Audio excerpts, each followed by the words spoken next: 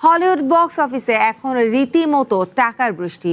সমালোচকদের সব হিসাব নিকাশ পাল্টে দিয়ে বক্স অফিসে রাজত্ব করছে পপ সম্রাট মাইকেল জ্যাকসনের বায়োপিক মাইকেল। মুক্তির কিছুদিনে এই ছবিটি ছুঁতে যাচ্ছে $800 মিলিয়ন বিশাল মাইলফলক। অন্যদিকে পিছিয়ে নেই ডিজনির দ্য ডেভিল ওয়ার্স প্রাডা 2 এবং star Wars the ম্যান্ডালিয়ান and গ্রোগু।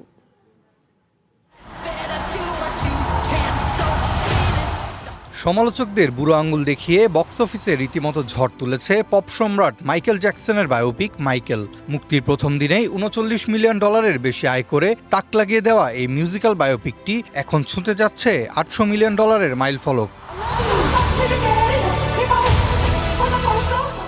Michael জ্যাকসনের ভাতিজা জাফর জ্যাকসন অভিনীত এই ছবিটি এরই মধ্যে বিশ্বব্যাপী $788 মিলিয়ন ঘরে তুলেছে। জাপানে এখনও মুক্তি না পেলেও শেষ পর্যন্ত এটি 2018 সালের মেগাহিট বায়োপিক বোহেমিয়ান র্যাপসডির $911 মিলিয়ন রেকর্ডও ভেঙে দিতে পারে বলে মনে করছেন বিশ্লেষকেরা।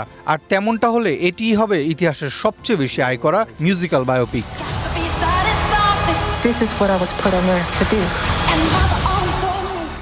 এদিকে জ্যাকসন ঝড়ের মাঝেই বক্স অফিসে ম্যাজিক দেখাচ্ছে ডিজনির comedy sequel The Devil Wears Prada 2।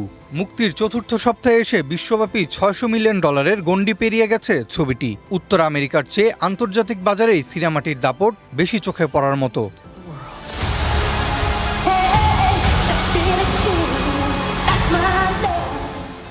অন্যদিকে চলতি সপ্তাহে সবচেয়ে বড় চমক হয়ে এসেছে ডিজনির আরেক ধামাকা Star Wars The Mandalorian and Grogu. Memorial ডের ছুটি মিলিয়ে প্রথম 4 দিনে বিশ্বব্যাপী $165 মিলিয়ন আয় করে নিয়েছে তারকাবহুল এই ছবিটি। পেড্রো প্যাসকেল ও জেরিমি অ্যালেন হোয়াইট অভিনীত এই সিনেমায় ডিন ও গ্রোগুর নতুন মিশন দারুণ উপভোগ করেছেন দর্শকরা।